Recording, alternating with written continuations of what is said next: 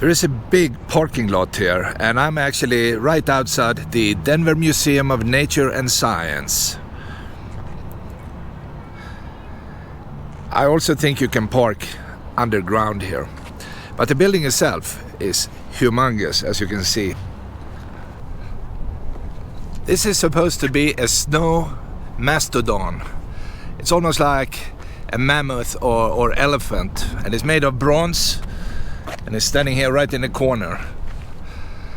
And if this is natural size, they would be pretty big actually. I like this one.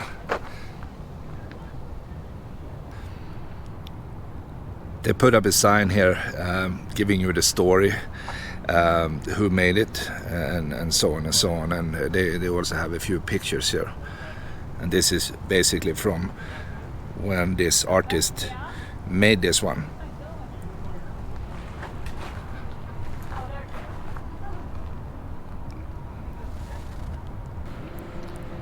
Just above the entrance here, they put up some posters, what they are going to show here. Later on, we have some Apollo stuff happening in October. But here is the entrance, so let's waste no time.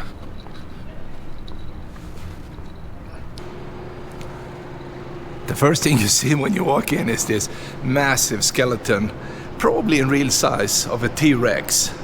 Look at the claws here, for instance. That is really, really interesting. I mean, I would be scared meeting one of those guys. And the legs are huge. And this actually existed not too long ago. I mean, we're talking about millions of years, but still, right? We still find bones from these guys. It's incredible. And we have to line up and buy tickets here. You purchase a ticket for roughly $20, and then you walk in, and then you see this guy, some monster who lived in the ocean catching fish. It's a big body and a very long neck, actually. Unbelievable. They also have a museum shop here. You can go in and probably buy some souvenirs, small stuff. And then there are many locations you can go to. This is, after all, a very, very big building. And here is some kind of relaxation area where you can sit down and maybe have a coffee or something like that.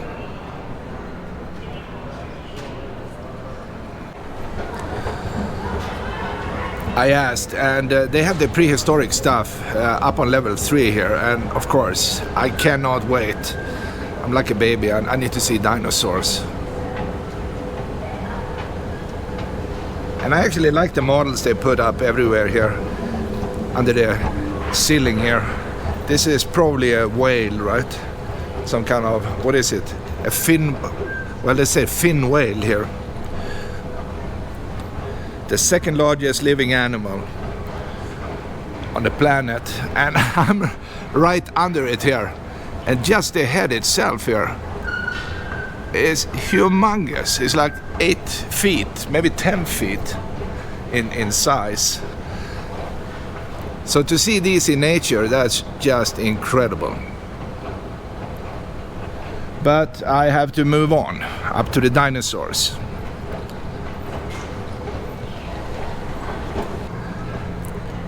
I'm up on level 3 now, and here it's actually easier to see the head of this prehistoric monster they had swimming around in our oceans earlier here.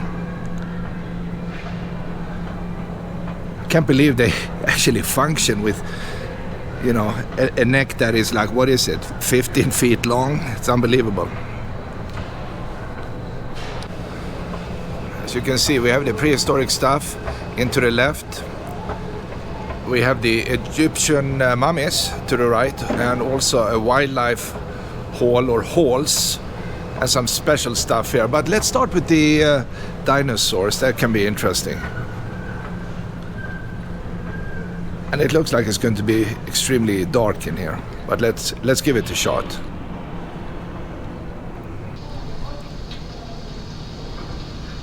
They try to explain here how life on Earth actually started. In here they say it kind of first happened on the seafloor, the ancient seafloor, like 600 million years ago. They show you some evidence they found out in the desert, and the one in the middle here is from Australia. And we learned that the Earth is over 4 billion years old. Meteors and asteroids and stuff like that crashed into this planet. And then here they are trying to explain what they really cannot explain. They try to have some kind of logic behind it. But in the end, there is no way they can explain how life really started. We have an interesting theory, of course, but in the end, they have no idea. But they say that life here just exploded like 545 million years ago here, with all kind of species basically coming up from the ocean and forming what we have today. Right here, they are explaining how we can find evidence today.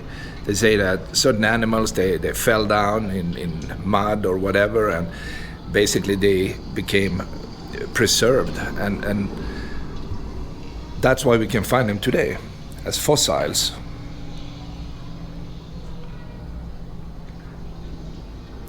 But this one is interesting. This huge fish that used to live in the ocean in the past. Look at the size of this monster. Look at the jaw. I mean, we are scared of sharks, right? But it's nothing compared to this beast.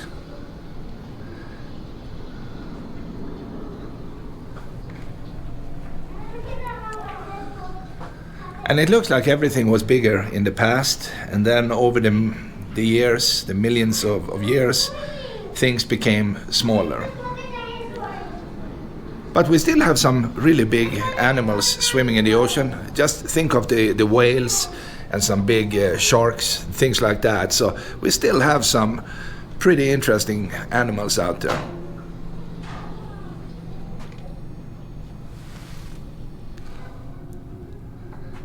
If you think back millions of years, right, we had all these prehistoric amphibians living in the water, but some of them also crawled up on land.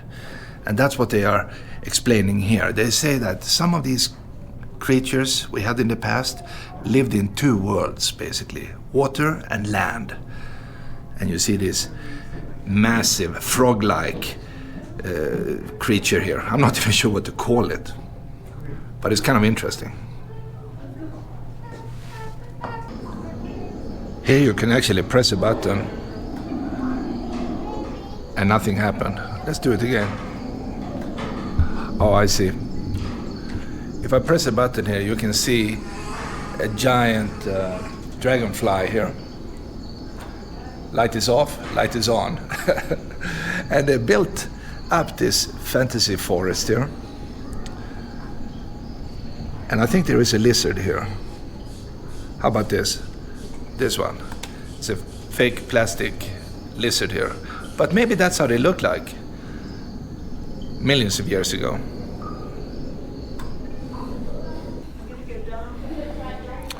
And these two are really, really interesting. They said on the sign here that these were actually casted from the bones they found in northern Texas a while back. Look at these. Look at these ones. And the one to the right kind of looks like a crocodile, right? And this one has some kind of fin on the back. Look at these ones. Or a sail. I'm not sure how to explain that, but it looks really, really interesting. Yeah, they started to come out. So look at these. This is a better view of the giant dragonfly here. And they are trying to explain that in the beginning, of course, nothing could fly, but about 300 million years ago, these bugs actually came up and they started to develop wings. And once they started, they became more and more sophisticated. Just keep in mind, the dragonfly we still have today, even though they are much smaller. So they actually survived for hundreds of millions of years. And that's incredible in itself. So they are like the perfect flying machines.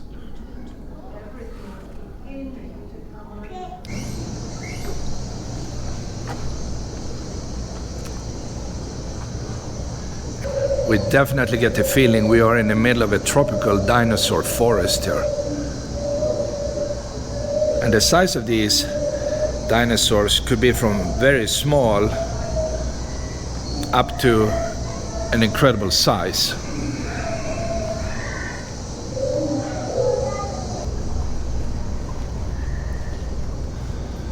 And here we have the real skeletons, the big ones. I mean, for instance, this one, look at this. Actually, it starts up here. This is the tip of the tail.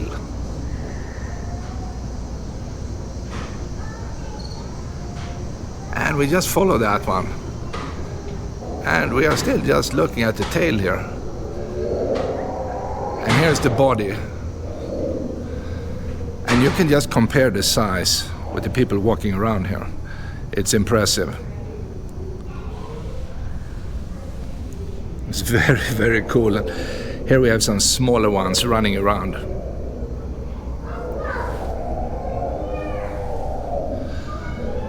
And of course, they had flying reptiles in the past as well. Because in the beginning, nothing had feathers, and that took some X amount of millions of years until the first bird really appeared. And now we have them everywhere flying around.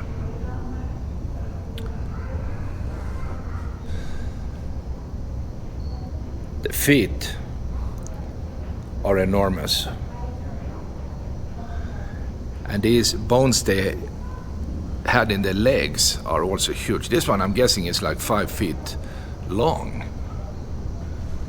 And then of course the neck. And I'm wondering how the muscles worked to basically be able to keep this head up. I don't know, it's a very long neck. Gravity did not affect these guys, I guess.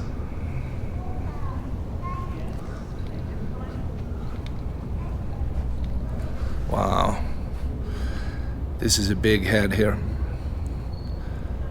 Looks like a T-Rex to me.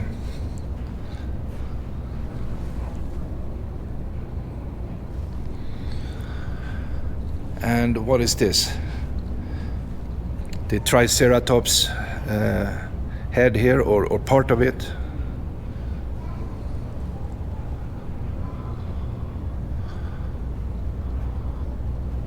I mean, I don't want to meet any of these guys out in the forest. That would be like crazy. Today's sea turtles are a lot smaller than this one. Even though they kind of look very similar, it's just a size difference.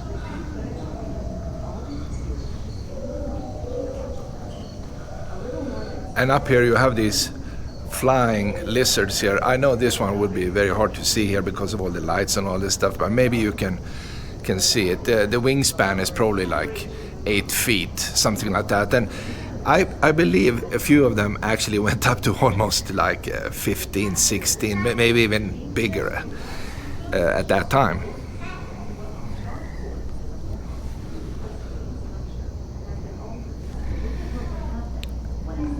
And it is very interesting to see these replicas of fossils they actually found in nature. It feels unreal, but it's definitely real. These creatures existed.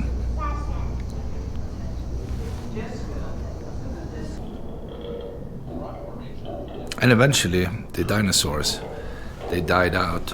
And people are still debating why they did that. Was it a comet or was it a disease, or, you know, all those kind of theories. And then we go into the world of mammals. And that's pretty much what we have today, right? All kind of creatures out there. We have monkeys, horses, zebras, things like that. And this bird is ginormous.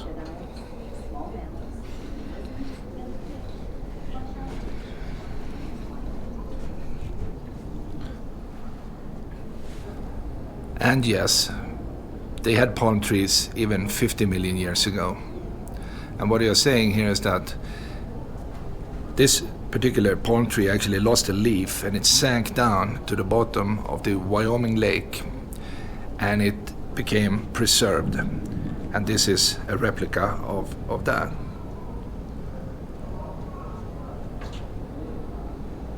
That is very, very interesting. On the other side, they say that the modern mammals, they were big, fast, and also have a social life. They killed the prey, they ate them, and after that they played around. And here we have something that looks like a rhinoceros with a double horn in the front. Very similar to today's rhinos, right? Except the look of the horn.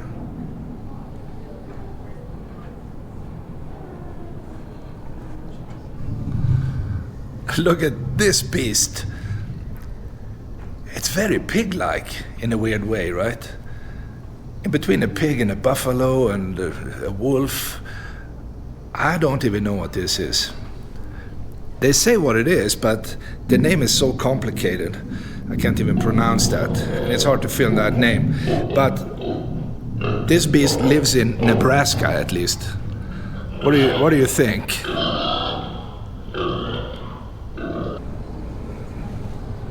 How about this one?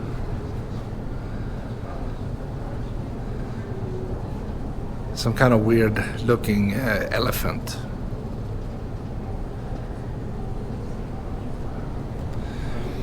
The biggest problem with these prehistoric animals here, and mammals or whatever we call them, is basically to pronounce the names. I mean, you need a class in order to fully understand it and be able to pronounce it. So let's just call them interesting creatures.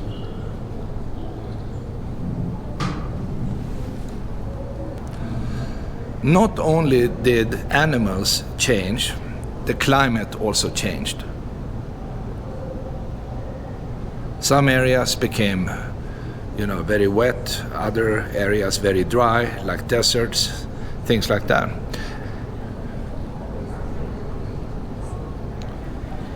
And humans. We as humans, we also evolved from maybe a monkey. Or maybe some aliens came to Earth and modified a monkey. I mean, nobody knows really.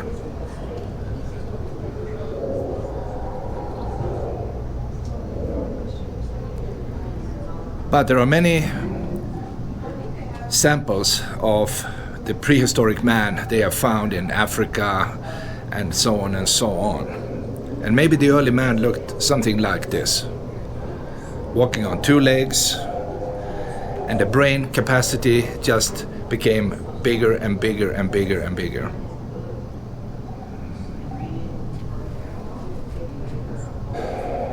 One of my favorite animals would be the mammoth. The sheer size of the head and these tusks coming out here is just incredible.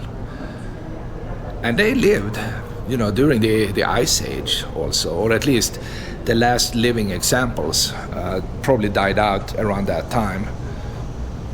One theory is that they were actually hunted too much for the meat and tusks and all that stuff.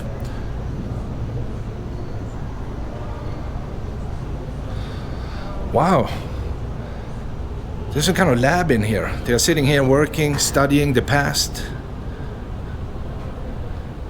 The Laboratory of Earth Sciences. And people are in here and they are working and doing experiments. They are coming up with theories, restorations, things like that. That is really interesting. How cool is that?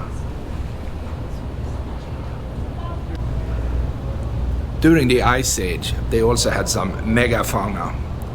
And many of these animals had a lot of fur. They were also well adapted to the cold weather. And as you can see here, the Ice Age kind of ended like 11,000 years ago here. And many of these animals died off. And now we have smaller animals, well adapted to the environment we have on this planet today.